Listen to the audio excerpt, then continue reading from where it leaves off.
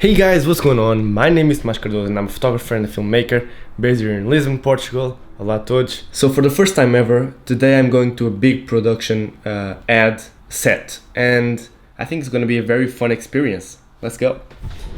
And I'm going to share with you all the knowledge that I get from today's experience. It's not a very common opportunity to be visiting a big production film set.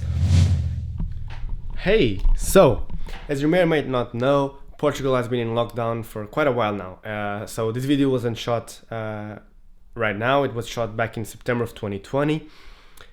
And since then, many things happened, but I think this video can still be valuable for you because it was an experience that really taught me a lot of things and opened my eyes to a few important aspects of filmmaking and more like the business side of things and how to proceed when creating bigger projects. But that is all. I just wanted to let you know that this was shot in the summer. But yeah, let's get back to the video. Take it from here.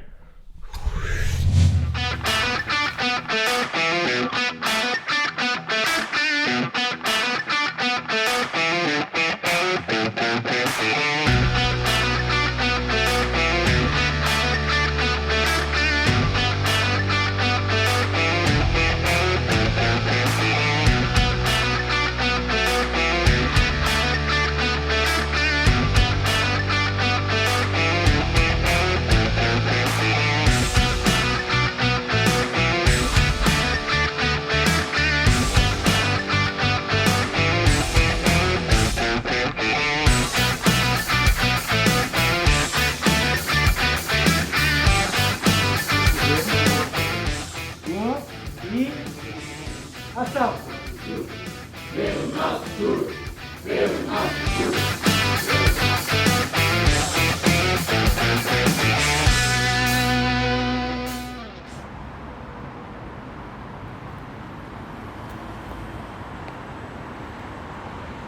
So they just wrapped the shoot on that location and they were going to move to another one, but I wasn't allowed to go to that other location. So yeah, that was it.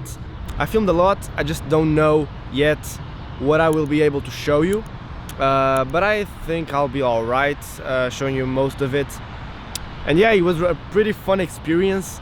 It's a lot to soak in. It was really fun to see all those people together for one motive and all working towards the same goal, and they all had like the vision of the final film, and they were all working together to make that happen.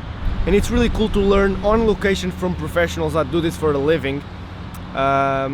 You get to experience many things that you wouldn't otherwise. I feel like it's almost like looking into the future, maybe someday for my own productions. I don't know.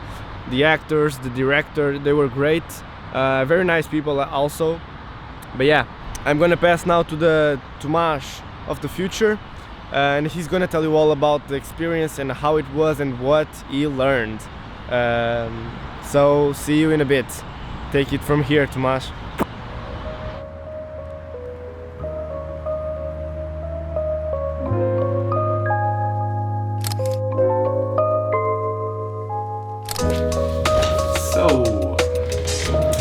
So we're just back from the set. It was a pretty fun experience. I'm gonna tell you all about it right now. And I'm actually filming this obviously on a different day. It's been like almost a week now, but I took some time to write down and really structure what I've learned after absorbing all that information at once on that moment. So without further ado, let's get right into it.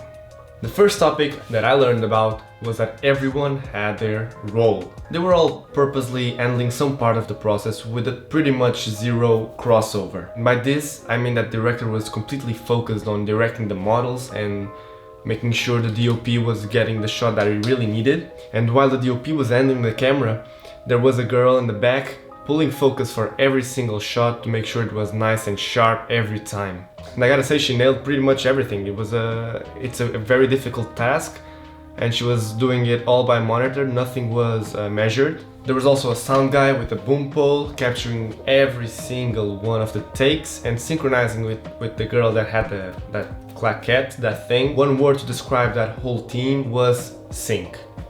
Something that really stood out to me was the gripping team.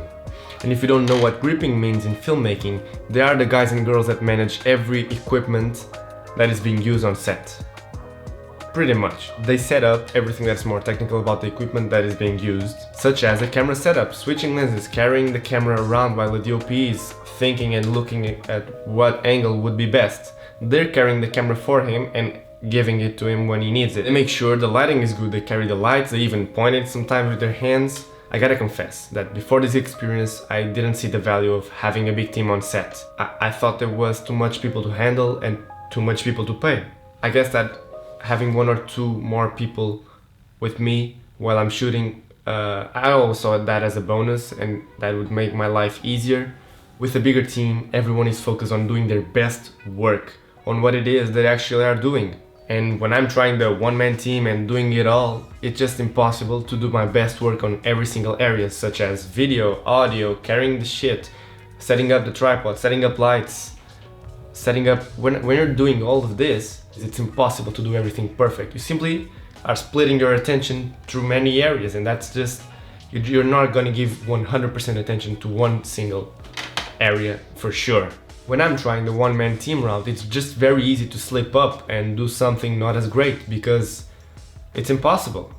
My attention is being split by many different areas, such as setting up the camera, the microphone, the tripod, the lights. This was a very eye-opening experience for me. Number 2, story. Yeah, as cliche as it sounds, one thing that really stood out to me also was the story and the focus that the story had for everyone. It's a known fact that story is very important on a film, arguably the most important thing on a film. If you have no story, you have no film. And that concept was present throughout the whole shoot. Nothing was done that didn't make sense. That whole team was there with all that camera equipment, all that gear, all that crew to get basically 2 shots, 2 A-roll shots and some extra B-roll stuff. And nothing was done that didn't need it to be done. Everyone knew what the final version of the video would look like, or it was supposed to look like, and it made the process much easier for everyone. When the director said, now we're gonna film scene B, everyone knew what scene B was, everyone had their position, had the equipment, people ran to switch lenses, to whatever it was, everyone was coordinated to produce scene B. And weirdly enough, this is a concept that really opened my eyes. I guess I always knew this, but not to such depth, and I'll explain what I mean. When I started making my own films and promotional videos for companies, I would just show up with all my gear, all my camera equipment, everything that I had to the max. I would pack everything, arrive to the location with pretty much no plan, and I would just film whatever it is that was happening. And I filmed a lot.